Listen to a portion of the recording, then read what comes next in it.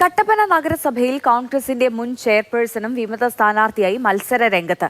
ചെയർപേഴ്സണായിരുന്ന ബീന ജോബിയാണ് വിമത സ്ഥാനാർത്ഥിയായി മത്സരിക്കുന്നത്.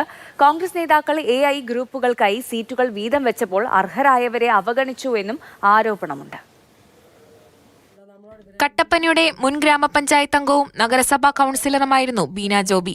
കഴിഞ്ഞ 5 വർഷത്തിൽ ആദ്യ 2 വർഷം ബീന ജോബിയായിരുന്നു ചെയർപേഴ്സൺ. ഇത്തവണ നഗരസഭയിൽ 31-ാം വാർഡിൽ നിന്ന് മത്സരിക്കാനായിരുന്നു തീരുമാനം. എന്നാൽ ഈ വാർഡ് UDF നേതൃത്വം കേരള കോൺഗ്രസ് ജോസഫ് വിഭാഗത്തിന് കൈമാറി.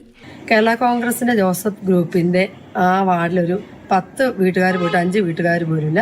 കാരണം ഇപ്പം ജോസഫ് ഗ്രൂപ്പിൽ മത്സരിക്കുന്ന ആളോട് നേരത്തെ കോൺഗ്രസിന്റെ ആളായിട്ട് മത്സരിക്കാൻ ചോദിച്ചപ്പോൾ അത് സമ്മതിക്കാതിരുന്ന ആളാണെന്നാണ് അറിയാൻ കഴിഞ്ഞിട്ടുള്ളത്.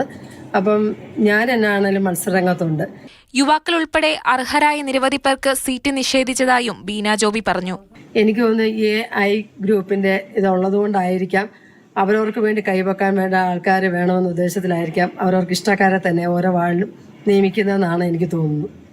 അപ്പോൾ അങ്ങനെയുള്ള കാര്യങ്ങളൊക്കെ ഉണ്ട്. ഒരാലോചന ഇല്ലാതെയാണ് ഈ പ്രാവശ്യം ഒരു ജയിക്കാൻ ഉള്ള ആൾക്കാരെ തെരഞ്ഞെടുത്തിട്ടില്ല എന്ന് തന്നെയാണ് എനിക്ക് പറയാനുള്ളത്. കട്ടപ്പന നഗരസഭയിൽ 4ഇടത്താണ് കോൺഗ്രസ് സ്ഥാനാർത്ഥികൾക്കെതിരെ വിമതർ രംഗത്തെത്തിയിരിക്കുന്നത്. മാതൃഭൂമി ന്യൂസ്, കുമളി.